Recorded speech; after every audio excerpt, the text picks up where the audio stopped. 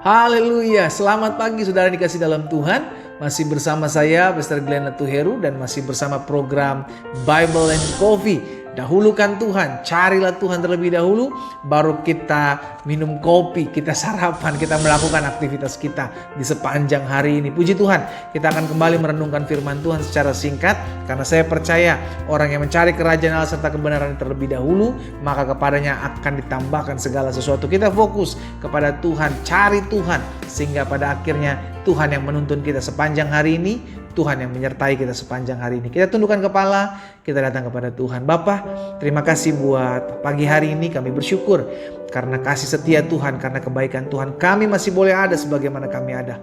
Dan kami bersyukur pagi hari ini kami mau mendengar suara Tuhan bicara bagi masing-masing kami. Tuhan urapi kami dengan roh hikmat dan wahyu, sehingga pagi hari ini menjadi pagi di mana kami mengalami perjumpaan dengan Tuhan lewat firman-Mu. Dan sepanjang hari ini kami mengalami kuasa dan lawatan Tuhan nyata atas kami. Di dalam nama Tuhan Yesus kami berdoa dan kami bersyukur. Haleluya.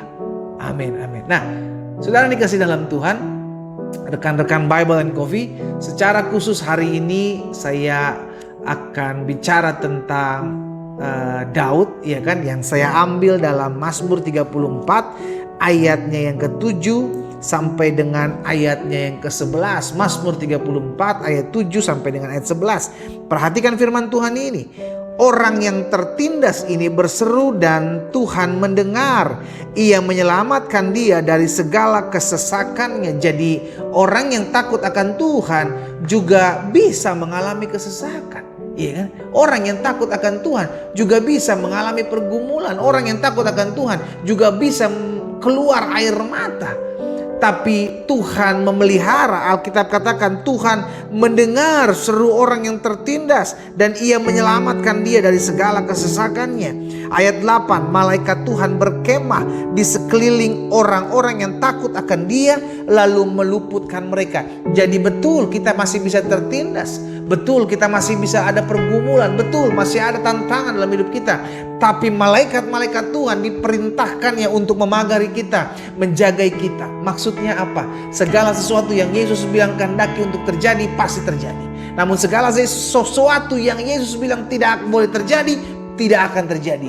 Jaminan jelas, satu helai rambut pun, satu utas rambut pun tidak akan jatuh tanpa seizin Tuhan. Amin. Kita orang percaya tahu betul Allah turut bekerja dalam segala sesuatu untuk mendatangkan kebaikan. Sehingga biar sepanjang hari ini kita hidup, namun kita melihat apapun yang terjadi, kita percaya semua ada dalam kendali Tuhan. Ayat 9, kecaplah dan lihatlah betapa baiknya Tuhan itu. Berbahagialah orang yang berlindung padanya.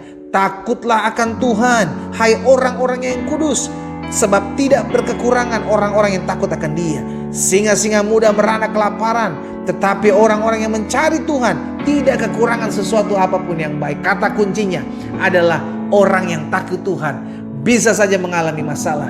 Orang yang takut Tuhan bisa saja mengalami rancangan yang jahat.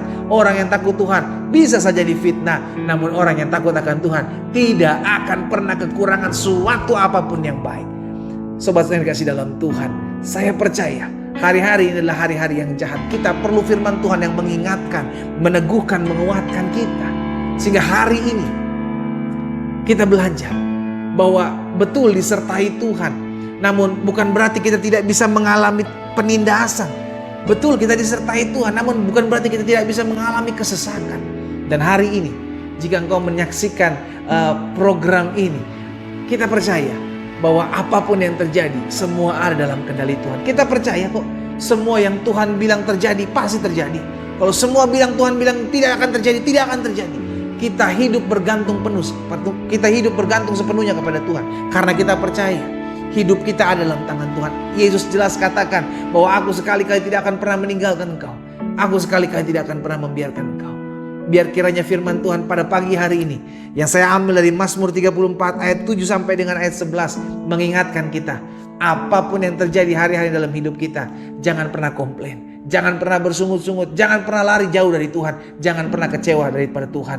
Dekatlah dengan Tuhan, takut akan Tuhan, layani Tuhan dan hormati Tuhan. Maka kita akan melihat apapun yang terjadi, Allah turut bekerja dalam segala sesuatu untuk mendatangkan kebaikan bagi saudara dan saya yang mengasihi kita.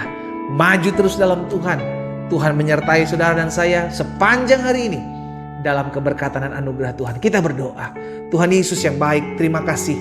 Karena pagi hari ini kami menerima firman Tuhan mengingatkan kami bahwa betul masalah selalu ada dalam hidup kami. Tantangan, rancangan-rancangan yang jahat mungkin ada dalam kehidupan kami. Tapi kami mengerti bahwa Tuhan, orang-orang yang takut akan Tuhan tidak akan kekurangan suatu apapun yang baik. Biarlah hati kami selalu dipenuhi dengan takut akan Tuhan. Biarlah hati kami selalu dipenuhi dengan hidup mengasihi Tuhan. Dan pada akhirnya hidup kami mengalami lawatan Tuhan. Hidup kami mengalami kasih Tuhan. Hidup kami melihat campur tangan Tuhan, pembelaan Tuhan nyata atas kami. Di dalam sepanjang hari ini hamba berdoa buat setiap rekan-rekan Bible and Coffee yang menyaksikan program ini. Hamba mengucapkan berkat dalam nama Yesus. Penyertaan Tuhan, pertolongan Tuhan menyertai masing-masing mereka. Mereka berjalan dalam kuasa Tuhan. Mereka berjalan dalam anugerah Tuhan. Mereka berjalan dalam kemuliaan Tuhan di sepanjang hari ini. Di dalam nama Tuhan Yesus Kristus kami berdoa dan kami bersyukur. Haleluya. Amin, amin, amin, amin. Kita mau menikmati kopi kita, tapi hari ini puasa, ya kan? Karena kita menjalani 10 days anointing. Saudara, dalam program 10 days anointing ini kita mengambil waktu berdiam diri di hadapan Tuhan dan berpuasa. Karena kita mengingat bahwa murid-murid diam di loteng Yerusalem untuk menantikan pencurahan kuasa Roh Kudus. Betul, kita sudah menerima kuasa Roh Kudus ketika kita menerima Yesus sebagai Tuhan dan Juru Selamat. Namun kita mengingat dan kita terus berdoa, bahkan merendahkan diri di hadapan Tuhan. Sehingga sepanjang 10 hari berjalan ini, kita melihat kuasa anugerah Tuhan, karya Roh Kudus nyata dalam hidup kita. Tuhan Yesus memberkati kita semua. Dan jangan lupa, nanti malam jam 7 malam, saya ada di live Facebook dan Instagram saya. Dan kita akan terus memuliakan nama Tuhan dengan ibadah-ibadah yang ada. Tuhan Yesus memberkati kita semua. Shalom, shalom.